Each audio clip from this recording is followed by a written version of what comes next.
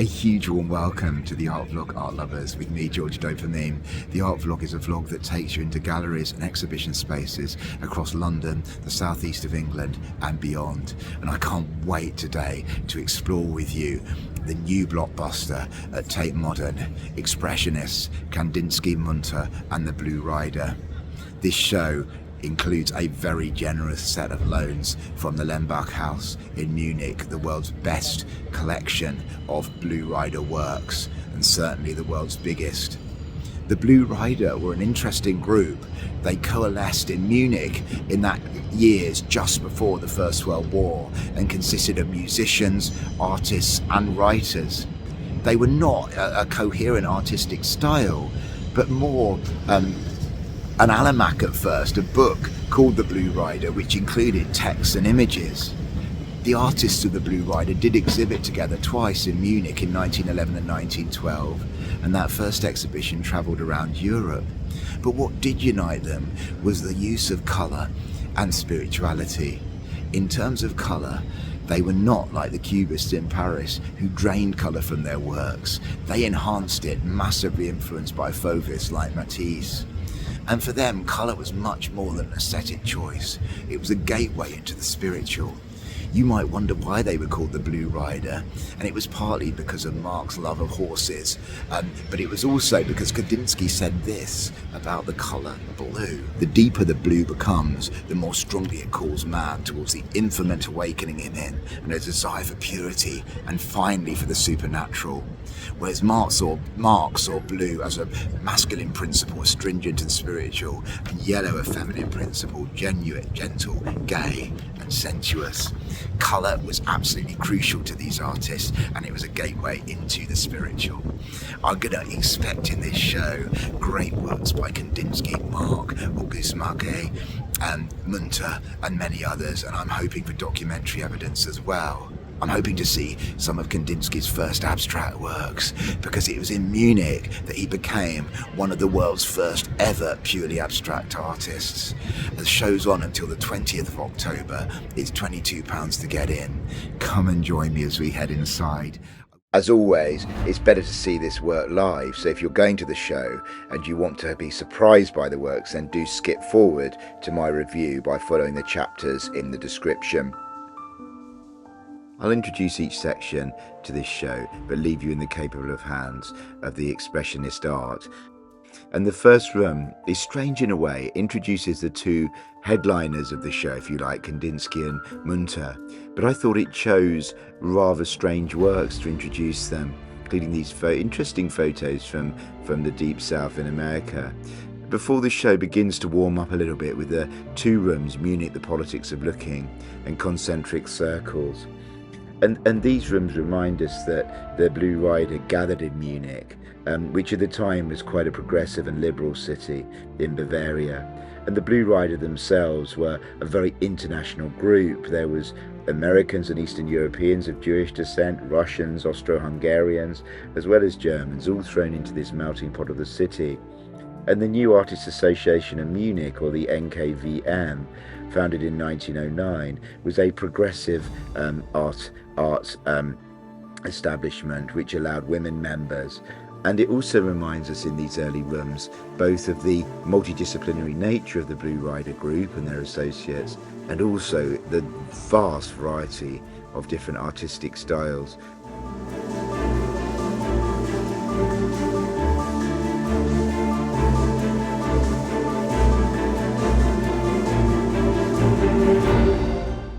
And we're reminded, especially in the next room, Concentric Circles, that the Blue Rider were friends as much as artists, and often painted each other.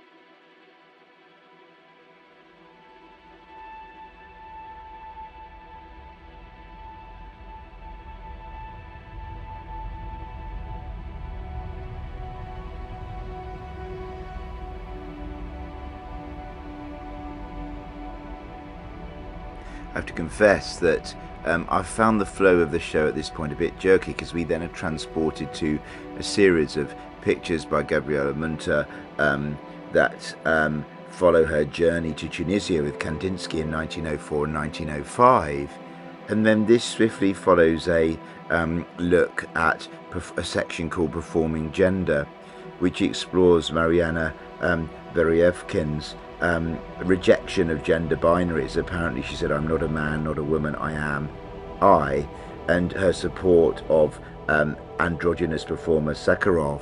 And we see some of her work here, which I found interesting, and I'll talk a little bit more about in the review.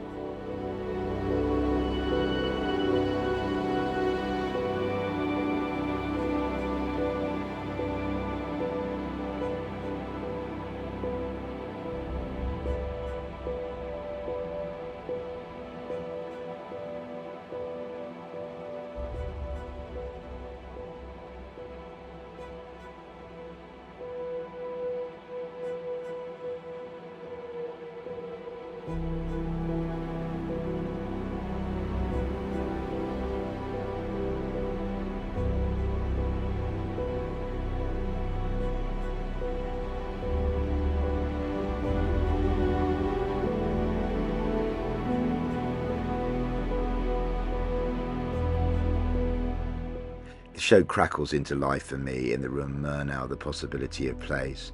Murnau was a rural town in the foothills of the Bavarian Alps, which became a bit of a rural retreat for the Blue Rider artists. Münter purchased a house in Murnau, and she and Kandinsky moved between the city of Munich and the countryside in the period from 1909 to the start of the First World War. Other artists from the Blue Rider group bought houses or based themselves in towns nearby, and it became a really interesting point where the artist engaged with local arts and crafts. And it's incredibly important in Western art, because this is where Kandinsky, as you can see here, begins to experiment with non-figurative painting, making that really important move towards abstraction. And my heart beat faster in this room.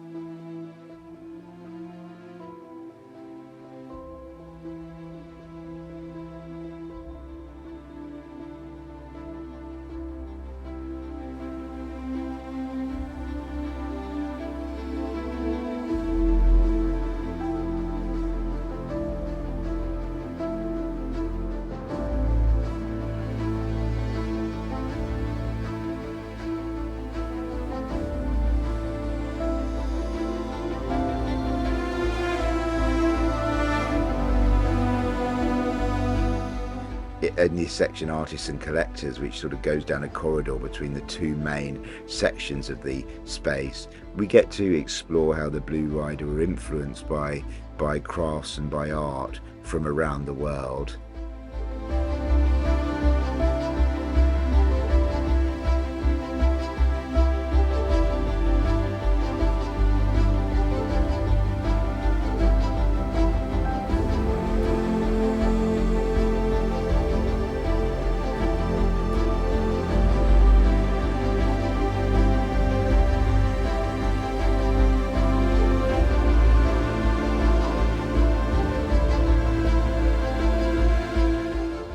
I mentioned in my introduction that spirituality was a very important part of the Blue Rider group, and that's the very broad theme of the room, being a necessity of art, which contains some of the strongest paintings of the exhibition.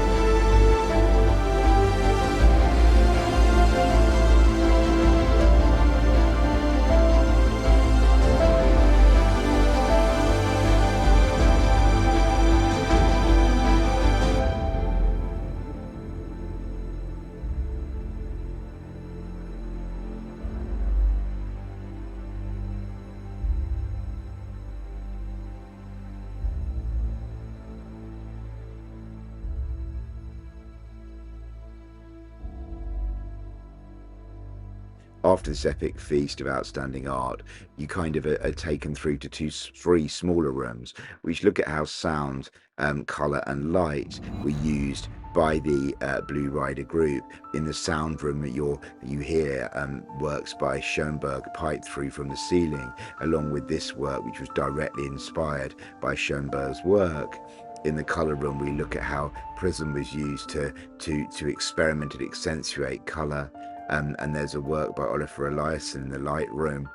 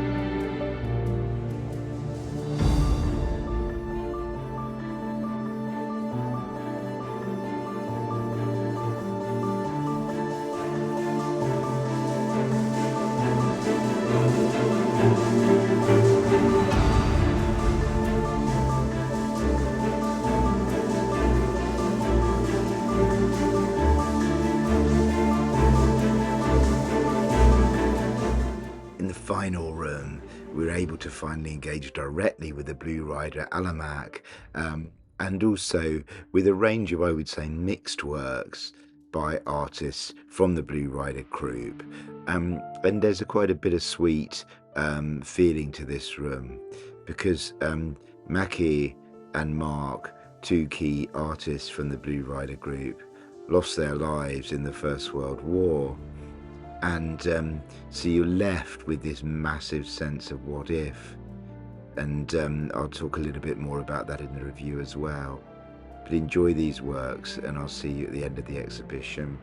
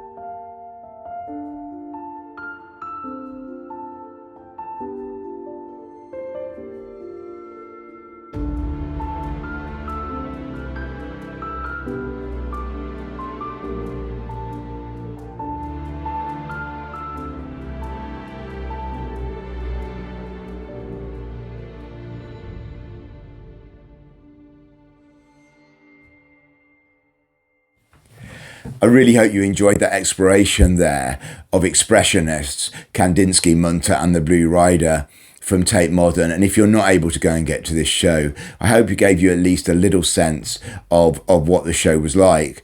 Obviously, there is no substitution for seeing these works live, so do get along there if you can.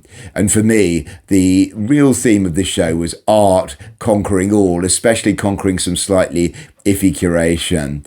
The fact is that we will not see these works in London in such vast quantities again for a very long time. It's amazing that the Lenbachhaus has been prepared to lend such stellar works, and probably about 75% of these works came from Munich, either from the Lenbachhaus or the various foundations over there. And so it really is a once in a generation chance to see these works in London if you're not able to get out to Munich.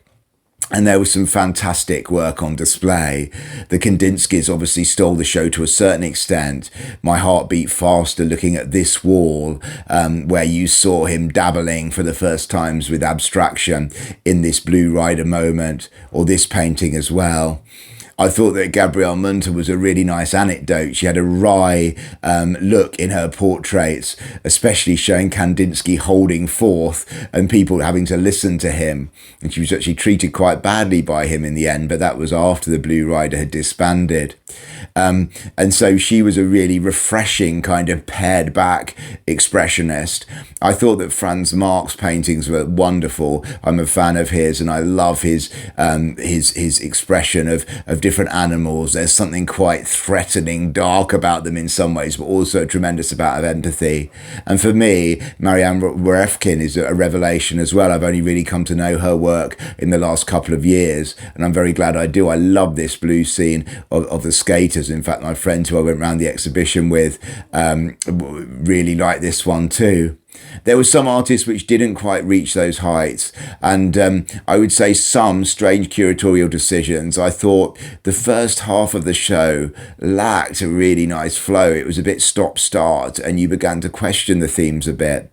And I was also a bit gutted with the final room, because so often in this part of the Tate Modern, this final room is the place where you kind of brought to a new height, and that wasn't the case actually in this sense.